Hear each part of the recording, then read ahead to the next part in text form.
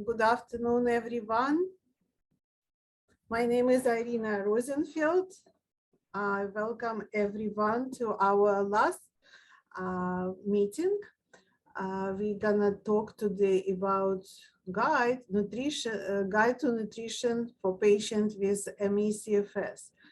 To make shorter, ME/CFS, I will abbreviate myalgic encephalomyelitis and chronic fatigue syndrome. And I think we have today a lot of patients with who are interested to learn with us. And I'm gonna start right away. Chronic fatigue syndrome, myalgic encephalomyelitis, usually has a lot of comorbid conditions. And you know better than me that it comes with different symptoms: joint pain, muscle pain, cognitive problems, fatigue, malaise, arthrostatic intolerance. We know already how, through research and our working with the patient for many years, we know how these symptoms affect you. They know that there is metabolic alterations and how you produce energy. There is an immune activation, which required a lot of energy from you. Infection and microbiome disbalance really disrupted production of the neurotransmitters and the vitamins for your body.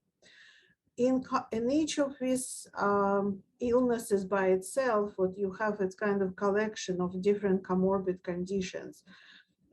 In arthritis, it's inflammation of the joints, so osteoarthritis type inflammation, usually caused by bone-on-bone problems. However, sometimes there is a gout where there buildup of crystals in a joint, and it's affected by the food intake.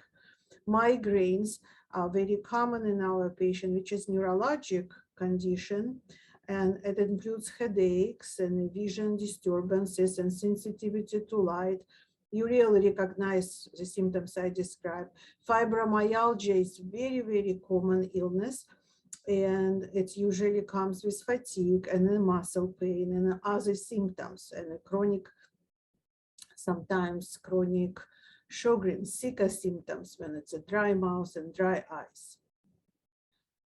So we also know from research and from a lot of good evidence base that what you eat can contribute to one or another conditions, and sometimes food can cause pain. And chronic pain affects you, and you have headache and muscle pain and joint pain. And I kind of was looking for today to talk about food and how pain comes, how the food and pain play together. And the pain is not just in your body. It can affect your relationship, your work, your sleep, your mental and emotional health, right? Pain, especially chronic pain, affects ability to enjoy life. So this is why I was like, what to eat or not eat, how to remove pain. Back pain, for example, is an example of physical problem. There is sometimes weight contribute to that. And low back pain can cause you other pain. Continuous chronic pain can make you feel mentally and emotional distress. And if you remove the pain, you may feel pain-free. We know about this is actually reported in research. There are good news that some changes in your daily life can also affect all of you, your mental, emotional. And I would like to review these some treatments. We use medication. I'm not going to talk about medication today. There is a surgical, not surgical resolution for pain, particularly when it's a physical pain. There is a physical therapy, some exercise, and some maybe ultrasound, something would happen. These treatments can help, Sometimes we're not helping, but how we with food? The first common on my mind, obesity, right? We know this is proved. If you're overweight, there is more pressure, there is extra mass with practically pushing against your body and on your bones and on your joints. And just if you overloaded piece of equipment, if you take off the load, it's maybe easier on some cells. Also, we know that in obesity, we have more cells which in fat tissue, and the fat cells produce cytokines, which is pro-inflammatory substances. And this is why we correlate obesity, in particular metabolic disbalance, to the pain. And while you're fat, if you have many fat cells and they're very active, they produce pro-inflammatory painful molecules. And on another side, the muscular tissue, they produce myokines, and this can help to remove the pain and chronic pain and chronic disease. So we know connection between obesity and pain. And even separate from the weight, so if you food intake, if you eat more of the lower inflammatory substances, you have less inflammatory substances in the body. I want you to learn about this measurement. It's called BMI, bone mass index. And this is just a measurement which help you to identify and I want you to discuss with your clinician, with your provider, what is your BMI. It helps you to understand where you're on the scale, overweight, obese, and if it needs to be controlled. And it may help you to remove some pain and some symptoms, inflammatory symptoms. So talking about food, it is dilemma, and you have to think. I put picture of this woman thinking what to remove, what to avoid, or eat less, and that maybe can control your symptoms. It's not maybe, it will control your symptoms. The most important, we already discussed in previous and highly last time she mentioned it, there's certain foods, red meats. I'm not saying that you remove it. We eat beef, and we can keep it for special occasions. We can try to use grass-fed beef and don't eat it on very regular basis, or eat less of it. Processed meat like sausages, cold cuts, lunch meat, very tasty, but unfortunately we call them pro-inflammatory foods. White bread, rice, corn, cereals, and even instant oatmeal were pro-inflammatory. The same with food with high fructose corn syrup. This is to avoid. Soda, even diet soda, juices. Sometimes my patients say, I'm start juicing. I actually prefer if patient eat apple or even more, 2 apples a day, instead of making juice out of 6 apples. You're not getting any of the fiber from those apples, but you're getting sugar as of 6 apples. And I want to touch this particular point about extra sugar, because also I want to stress that you need to avoid eating too much of concentrated sweets, which concentrated sweets, I would call it candy, cakes, I don't know, muffins, donuts. That is not healthy. It's pro-inflammatory. It's not going to make you healthier and less symptomatic. So too easy to understand the best diet to lower your inflammation and your pain in the body based on healthy foods, which come from plants. And the more plants you can incorporate in your diet is better. So, and also whole grains, and also beans and nuts and seeds and vegetables. This is what I would say is important. Now, this is very colorful slide, and in afternoon, I'm kind of hungry when I look at this slide. But the point I want to make, I want you, convince you to avoid foods that make your blood sugar go up quickly after meal, and including such food like pizza and white bread and some refined processed grains and other processed foods and sugary drinks and sugary food. So your blood sugar, when it's go really high very quickly, it creates inflammation in your body. I don't want to go in big picture of it, but in general, we recommend limit sugars in adults, men to 39 grams and women 25 grams a day. But you don't need to really eat all 25 grams. It's like the less you can eat, most added sugar should be removed. But at the same time, I'm telling you, do not afraid to eat fruits. Do not afraid to eat vegetables.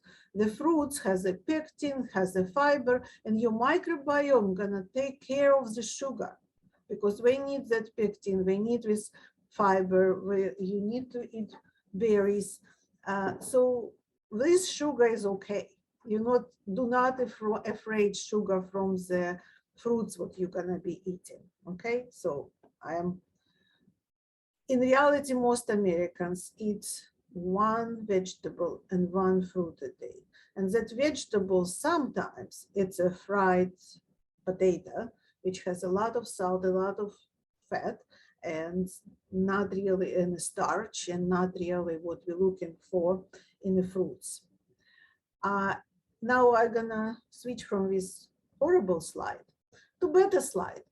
And food would reduce inflammation. I wanna talk about them a little bit more in detail, but I'm gonna come back to this slide after I finish presentation, and we have time to discuss a little bit more details. But in general, whole grain, herbs, spices, last presentation, Haley was really good talking about all this kind of different foods and why we're healthy.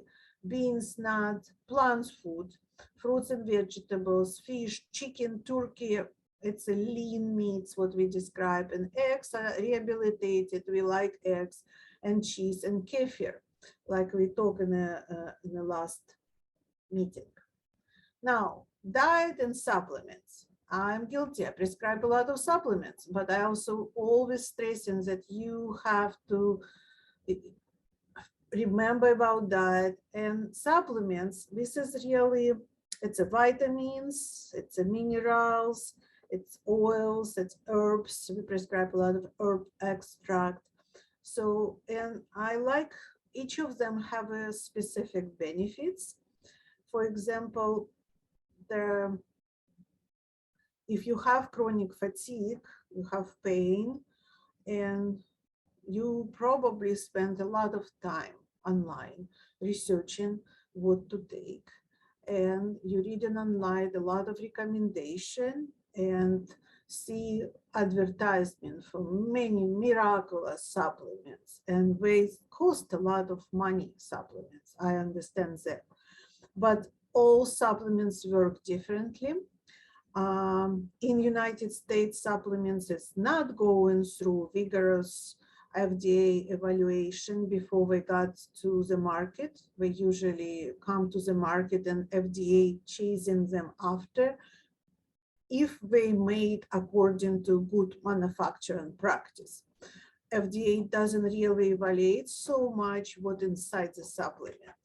There is particular organization as the United States Pharmacopoeia, and you can see sign on the bottle, USP. That is, this organization, it's not governmental organization. We are looking for content. You can check it. But before you buy supplements, I'm stressing on all my meetings with the patient, talk with your doctor and understand why you need to take this supplement.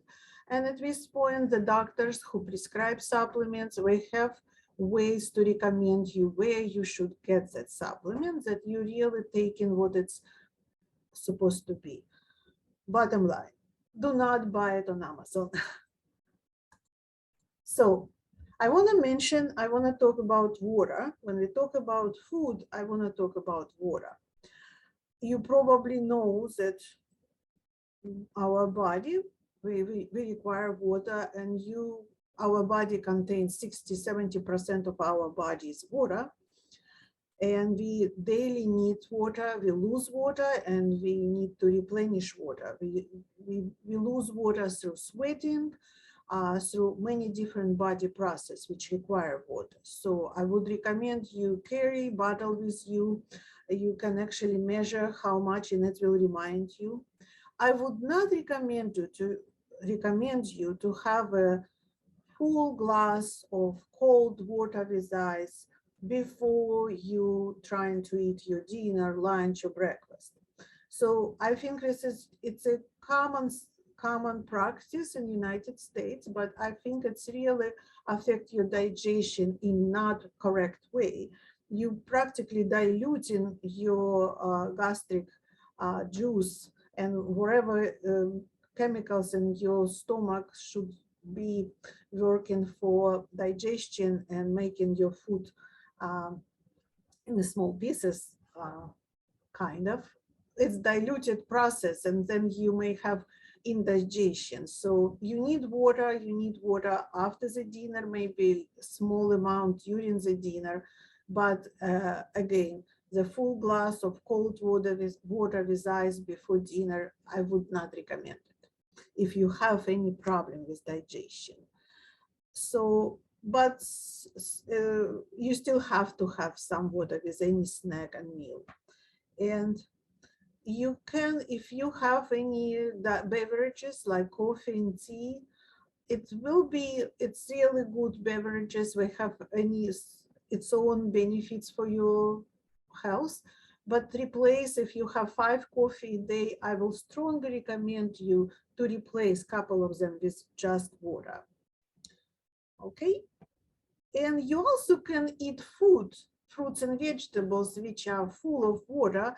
For example, cucumbers, melons, watermelons, tomato.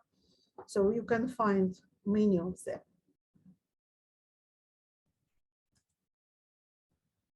Food is more than just fuel. I want you to think about food like a fuel, but it gives you energy. And as a patient with chronic fatigue syndrome, we're always talking about energy, how energy is produced. We tend to medication and supplements give us energy, and we not think about food when we think about energy, and particularly when we want more energy to overcome malaise and chronic fatigue. So foods are healthy. You have to think about food when you're buying it, what it is. Is it protein? It's a fiber? What's I gonna have fat? Is it healthy fat? What I got from this? If this carbohydrates gonna come from the whole grains or not. Your doctor may not always able to give you correct counseling about your food and about your nutrition. I want to mention that as with webinars, I work with a nutritional student. This is why we want to teach doctors, nurse practitioners, nutritionists. We want them to know about chronic fatigue syndrome. This is why we're doing it. And Marissa will be able to give consultation or prepare whatever she's gonna be doing in her profession to address patients with chronic fatigue syndrome needs. And when you're eating well, this is really important for our patient. Are you eating enough food? If you complain that you have low energy, but then when we discuss with you and you only have 1 meal a day, and maybe this is really not nutritious meal.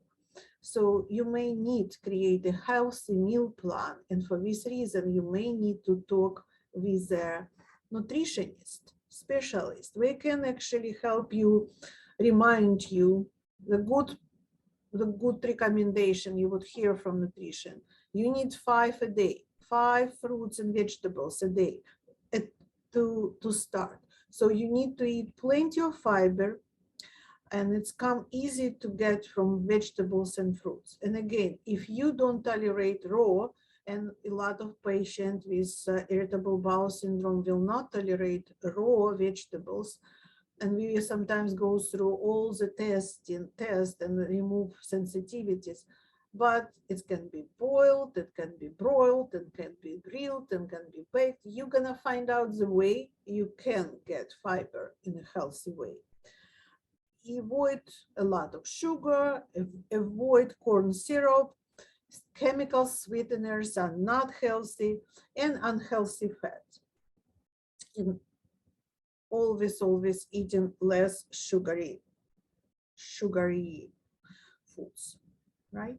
Let me now, one not about food, but it's really important for the when we're talking about food.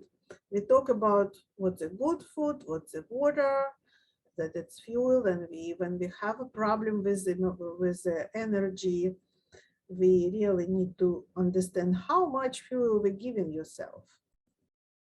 And this slide, I wanna ask you to learn how to scan your body and to learn what it needs, and particularly listen to your body. And it will be telling you when it's full, just it's telling you when you're tired and when you need to sleep. You also, your body will telling you what's it's hungry.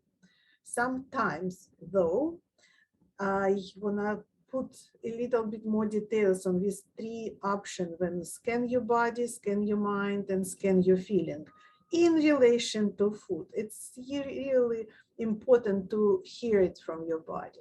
So if your stomach is grumbling, right, it does feel empty. Do you feel weak and dizzy and sometimes even shaky, and you feel like hard to time with concentration? If you feel those things, sometimes you will go and outreach for some snack, and the food, or you can try to drink fluids, large glass of water, or eat some healthy snack. Your symptoms, you may realize your symptoms gonna go away. It's a good sign that you scan your body, you understand what was the symptom in your body, what was missing. Sometimes you need fuel, sometimes you just need hydration. Now, you may find yourself craving cheeseburger, right? And you may just recently saw some advertisement. This is how our brain works. You will see this beautiful, like that pizza on my screen, and you're gonna feel hungry. And you have to scan your mind. Are you really hungry, or you just saw this advertisement and your mind playing trick with you? So sometimes even reading recipe can make you hungry. So recognize it. Scan your feeling all about, are you feeling stressed? Are you feeling anxious? Or you may be angry, and you might feel lonely. And that in this case, sometimes we are outreaching to refrigerator and if you recognize that it's my feeling, and I can eat something, or I can try to relax, I may meditate, I may read something, or am I gonna go for a really short walk and drink some water, or drink tea, which make you relaxing, or herbal tea. So you're gonna avoid this urge to eat, which was probably because of your anxiety or some feelings. Okay. Now, this is another good idea when it's very new. it's reported, there is a lot of literature on the fasting, one of the diet. It's not too difficult to do. I don't want you to diet days and days, because I just told you you have fatigue and you may be not have enough fuel. But at least 10-12 hours without food is actually very healthy. It helps your mitochondria to renew.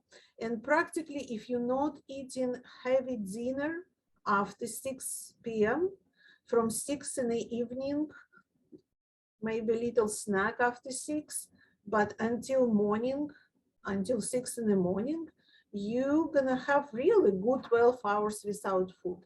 And research shows that it's very healthy practice, and you may lose weight by doing this, and it will be really good for your body. So I wanna talk with you about, we have not too much time left, but I'm gonna discuss with you, oops, sorry, no, current slide, I apologize. I lost my picture. So I want to talk about different antioxidant foods. And this slide, if you can, write this www.oldwayspt.org. You can go to this website. It's my present to you. I describe it, and I discovered it, and I really like it. There is a lot of information for you to explore and read about any anti-inflammatory diet. So we call it Mediterranean diet. People in Greece and people in Italy, and we found very healthy countries with in those Mediterranean region with very healthy older people, and we learning from it a lot. But antioxidants, I want to give you some clues. Coffee and green tea were antioxidants. Dark chocolate, particularly more than 70% cocoa, 80%, and it's actually help with fatigue too. It's antioxidant. The example of fruits, very healthy for you. Berries, everything with color, dark purple. Purple is actually, it's a very healthy chemical color in the fruits. So it will be apples, bananas, cherries. Cherries have really good anti-inflammatory component, and with a joint pain, cherry is actually very good. Melon, oranges, peaches, pears, I can continue, and pomegranates. There are tons of antioxidants in the pomegranates. Legumes such black beans and kidney beans, lentils, peas, very antioxidant foods. Red wine for those who can tolerate, and there is actually options which with no sulfates, probably healthy options. With wine, you have to be careful. There is a lot of wines with mycotoxin, so it must be pretty much North European and North in America are regions where may be better. Soy, if it's not contraindicated by your doctor, in soy, edamame, in soybeans and tofu, very good for you. Nuts, really good options for the snack when you scan your body and you feel that your body feel hungry, and you can carry it with you and use the nuts as a snacks. I want to also, while we're here, review two conditions, very common, most common, and I found that with food I can treat it and can address it with food. Constipation. Very often patients come with these complaints and ME/CFS because of autonomic dysfunction, because of many different reasons. And the first step in managing constipation is actually food. It's really important to consider drink enough fluids and eat enough fiber. And this, the fiber and food and the water will by itself help to regulate, but also it's important because if you have constipation, you don't have normal detoxification, you don't have normal, you have prolonged time the substances staying in your gut, and then it's go back to enteric circulation, and actually we can complaints of cognitive problems. It's all one lead to another. So I recommend to eat, instead of 2 or 1 or even 3 large meals, which also can cause constipation, try to have smaller meals but more frequent, particularly if you have constipation. So right now, this is you drink more fluids, you eat food, fruits and vegetables which have with soluble fibers, and now you eat small meals and you do it more frequently. Now, wherever you eat, if you're taking probiotics separately, the prebiotics are very important. Prebiotics, it's those fermented foods and different options, kefir. This is what help your bacteria, your microbiome, live and produce good substances for you, like neurotransmitters, vitamins. And even with fatigue, the regular exercise, little walk, or maybe reclining exercise, the physical movement of your belly is really important. So it's water, it's fiber, it's movement, whatever you can. I'm not pushing you to do cardio. I'm just remind within your energy envelope, movement is helpful. And another common condition, we have patients with chronic fatigue syndrome and arthrostatic intolerance and low blood pressure, which cause most of the time from autonomic dysfunction. And this low blood pressure by itself can be maybe because you dehydrated. And in this case, we always recommend to add salty foods. You can be creative. You can just put more salt in your food. You can eat some olives, or you can eat some pickled food. And actually with pickled food, because it's fermented, you have salt and you have prebiotics. So you can be actually very creative when you think about your food. I will ask on you questions, but again, I want to reiterate, remove from your food a lot of butters, like not healthy fat, it's margarine, something like that. Cheese, white cheese is much better than yellow, by less fat, and just limit amount of it. Remember about my plate and the new pyramid, there is really different amount reassigned. Red meat, I would recommend it. I would not recommend it more often than once a week. Fried food, I would less than 1 meal per week. And the pastries and sweets, also better to decrease. Of course, I want to say, food is such an important behavioral change. It's not easy to do. And plus, I don't want you to stop eating your favorite food. Sometimes and periodically, you have to have that hamburger and you have to have that French fry. It's just you don't do it every day. And some another techniques to what when you're shopping, when you to avoid, how to help you to do it appropriately. Don't go shopping when you hungry. Do not go shopping when you tired or you in rush. You may tend to buy something what not healthy because you don't have time to think about that. Planning complicated meals, it's maybe difficult with these conditions, and then it will be tempting you to just order takeout, and it may be not gonna be healthy takeout. And if you plan it's better to shop once a week and have these healthy options in your refrigerator, frozen vegetables or fresh vegetables where you can sit in refrigerator some for weeks, frozen lean meats, that you don't really need to order out something unhealthy and a big amount, that you can just cook small amount at home.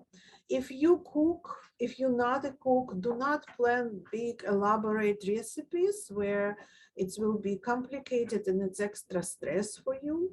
If you enjoy cooking, then maybe it's a good activity and you're gonna have fun.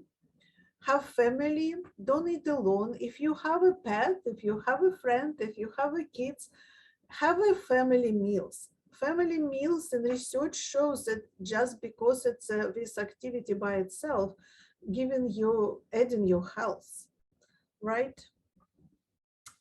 And don't judge yourself. Don't think about yourself bad about eating unhealthy foods. It's happened. And don't judge yourself for extra weight. It's just a process. Outreach to your clinician, outreach to nutritionists.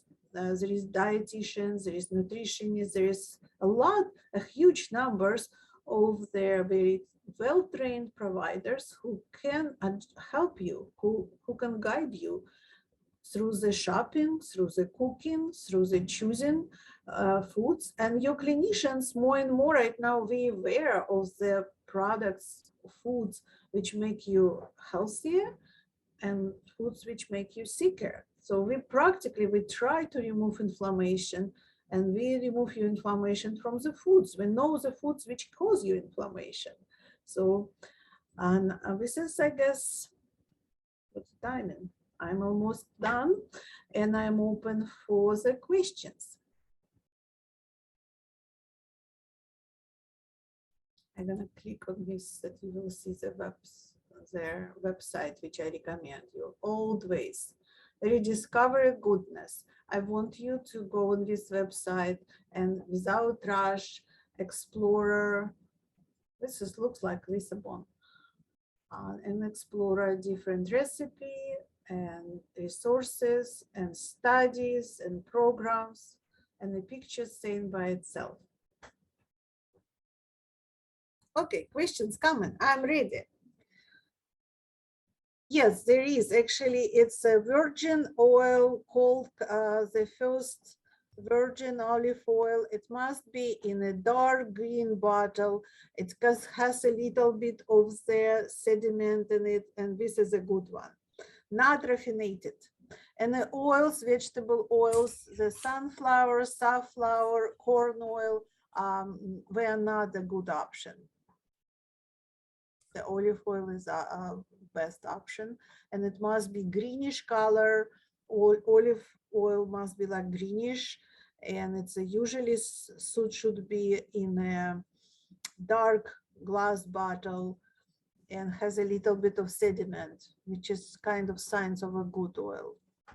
I want to remind you, after today meeting, you're gonna receive a link from Marissa with the post questionnaire. Please, please, please answer, because she was very helpful to organize these webinars, and she needs to conclude her evaluation, her research, and show us some data what she find out.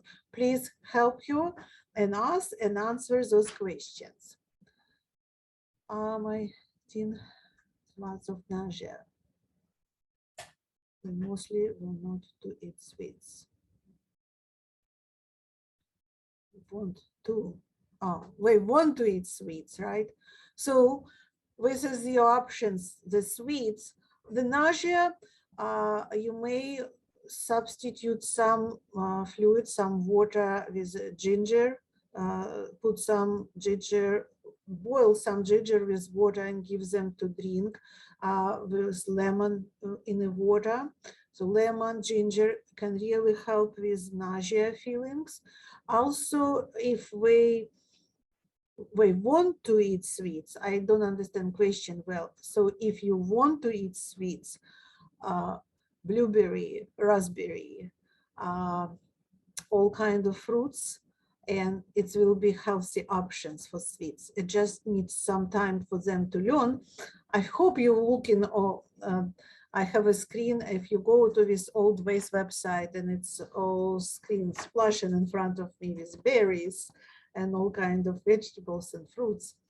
But I would myself, I am a sweet tooth, but I'm gonna eat blueberry one at a time, raspberry one at a time, chocolate, small pieces of dark chocolate. Very good idea. Chocolate is good. And of course, how many times a day? Somewhere nuts, chocolate, blueberry, raspberry, strawberry. It's a really good options to, it's not a donuts, it's not a cakes. Yes, I understand we want only sweets, and I would just be creative about sweets and make sweets. And I was saying, I'm not afraid of fruits. There is some options when like there is diabetes and we have to count. I don't like high glycemic index food. This is another option for you to evaluate. You can Google and find online a lot of information of the glycemic index. So, and the less glycemic index, the better. Choose the fruits and vegetables with low glycemic index. So it's mean when you eat it, your insulin, your blood glucose level will not gonna go up really fast. Your insulin not gonna go very fast, because when this reaction happen, it's actually very inflammatory for the body. Okay. We don't have more questions. Oh, hold on, I'm gonna check.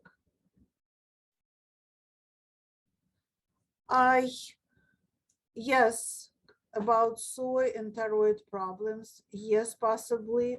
Again, I would like to answer for you to get answers in really personal consultation with your physician, with your nutritionist, with nurse practitioner, whoever.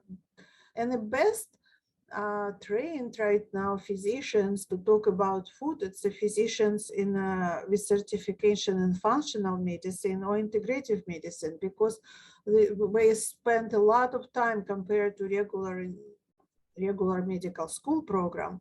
In functional medicine, integrative medicine, we're taking nutrition classes. They will be able to answer your questions. But yes, in general, milk, soy, we recommend to avoid with thyroid problems. Thank you for coming for our activity, please. And remember, we conducting a probiotic study, and we enrolling in the study here. I didn't hear what you said, Dr. Rozenfeld, but it's good to see you again. Thank you. I said that it's a good option for our patient right now to participate in probiotic study, what we conducting, and I want you to make your announcement. Yes, I have a couple announcements. So basically, I'm just going to share my screen real quick. So there's a couple of different studies that we're looking for CFS-ME patients to participate in. Specifically, like Dr. Rozenfeld said, the first is the probiotic study. That's going to be something that's conducted. It's a clinical trial. It's conducted locally and online. The design behind it is to have you come in over, to assess over a period of 12 weeks the effect of a probiotic from the Konica group. So if you would like to reach out to me directly about that, I'm happy to talk to you about it further and refer you to Anthony Park, Dr. Anthony Park, who is the coordinator for that project.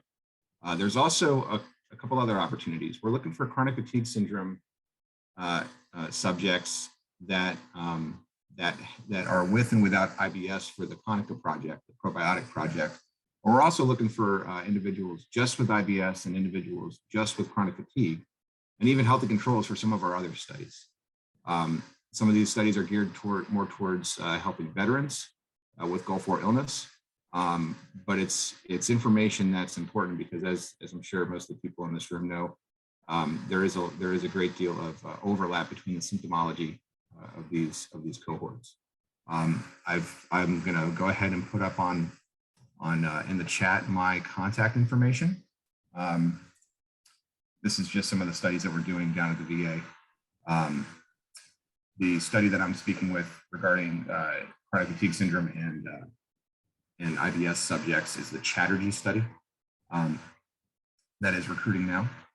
We're also looking for healthy women to help us close out the women versus men in Go4 illness computational modeling study.